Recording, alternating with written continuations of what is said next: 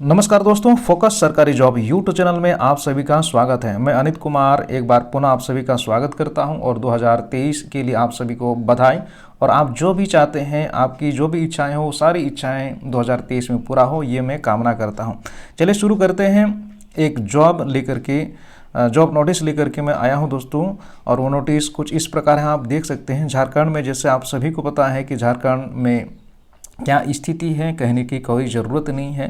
झारखंड में बहुत सारे टीचर्स की रिक्वायरमेंट है, चाहे मिडिल स्कूल हो या फिर हाई स्कूल हो या फिर +2 स्कूल हो, यानी टीजीटी, पीजीटी या फिर प्राइमरी टीचर्स की बात करें तो सारे टीचर्स की रिक्वायरमेंट है। लेकिन फिर भी यहाँ पर फुलफिल नहीं हो पाती हैं और कुछ ना कुछ ऐसी बातें हो जाती हैं और वो बातें हाई कोर्ट तक चली जाती हैं और उसके बाद सब चीज़ रद्द हो जाता है दोस्तों। तो ऐसा बहुत सारे लोग होंगे जिनका एज जो है वो ख़त्म होते जा रहा है, क्रॉस होते जा रहा है, एज लिमिट ख़त्म हो ही रहा है लगभग, और सरकार वैकेंसीज निकालती है और लास्ट में कहीं ना कहीं जाके किसी न किसी वजह से रद्द हो ही जाती है। तो इससे हताश हो जाते हैं हम कैंडिडेट्स दोस्तों। तो चलिए कोई बात नहीं, झारखंड सरकार ने एक नया पहल की है टीचर्स के लिए।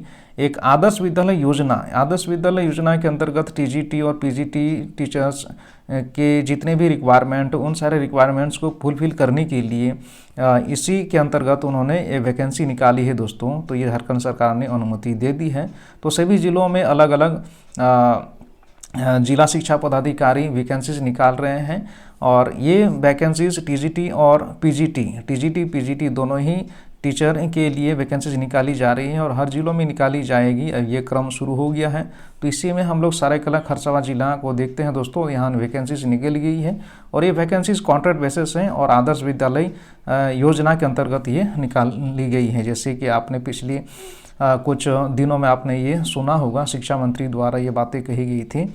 तो चलिए देखते हैं टीजीटी पीजीटी सरायकेला खरसावां जिला में कितने सारे वैकेंसीज हैं और कौन कौन सब्जेक्ट हैं। स्कूल में जितने भी सब्जेक्ट्स होते हैं तो उन सारे सब्जेक्ट्स का यहाँ पर दी गई है, आप देख सकते हैं, स्क्रीनशॉट ले सकते हैं दोस्तों। टीजीटी और पीजीटी में टोटल वैकेंसी है, यहाँ पर देखेंगे टीजीटी में टोटल वैकेंसी 89 है, जबकि पीजीटी में पोस्ट ग्रेजुएट टीचर के लिए रिक्वायरमेंट है, वैकेंसीज है 80 हैं।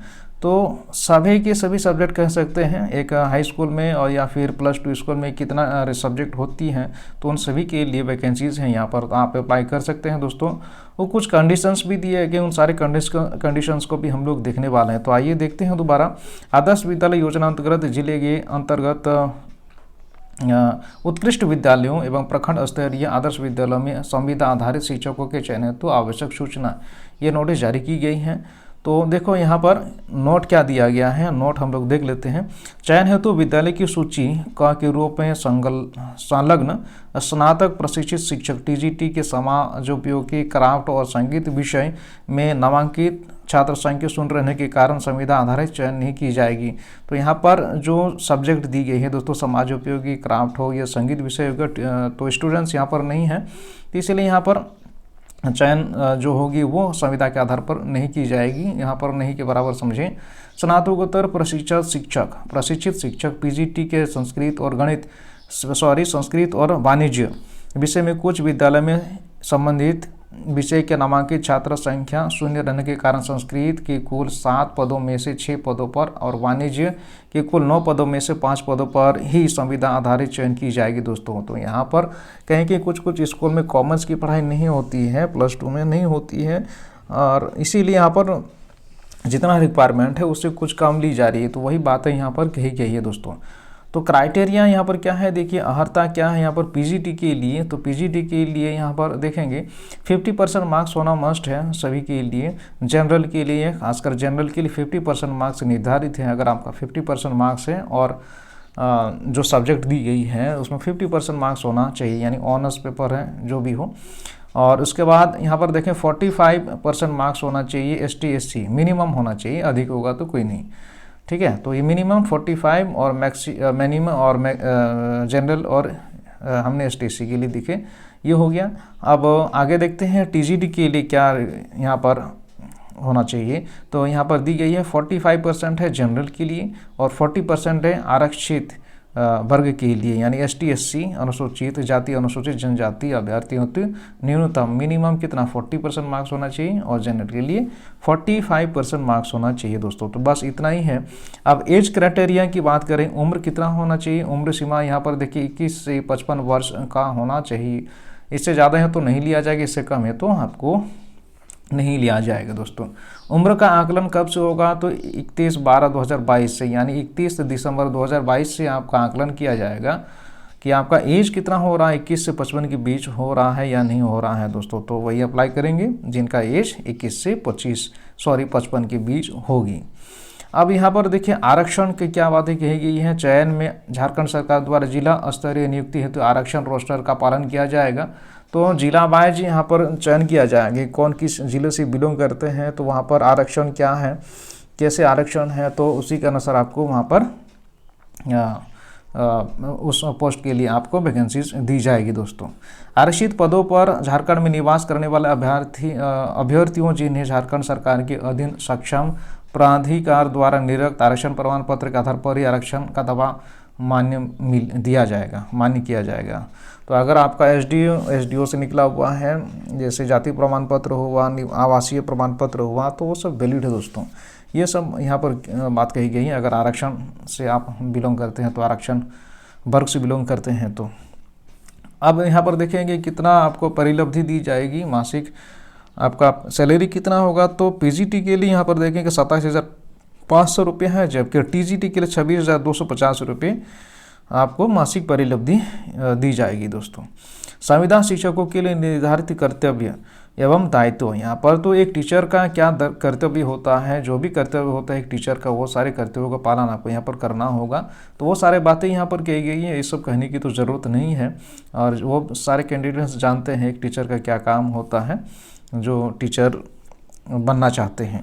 चयन की प्रक्रिया कैसी होगी यहाँ पर देखेंगे। उपायुक्त की अध्यक्षता में गठित चयन समिति द्वारा साक्षात्कार एवं व्यवहारिक इच्छा अवलोकन के आधार पर, तो उपायुक्त की अध्यक्षता में एक समिति बनाई जाएगी और उस समिति के साथ साथ वो समिति चयन करेगी आपका अगर होगा या नहीं होगा, वो जो भी क्राइटेरिया यहाँ पर निर्धारित करेगी। प्लस यहाँ पर आपको क्या है, व्यवहारिक अवलोकन के आधार पर, तो यहाँ पर आपको दिखाना होगा, डेमो दिखाना होगा कि आप कैसे पढ़ा रहे हैं। तो वो सब यहाँ पर 2 चीज़ें यहाँ पर आपका होगा, समिति द्वारा साक्षात्कार और व्यवहारिक यानी अवलोकन, आपको डेमो दिखाना पड़ेगा दोस्तों।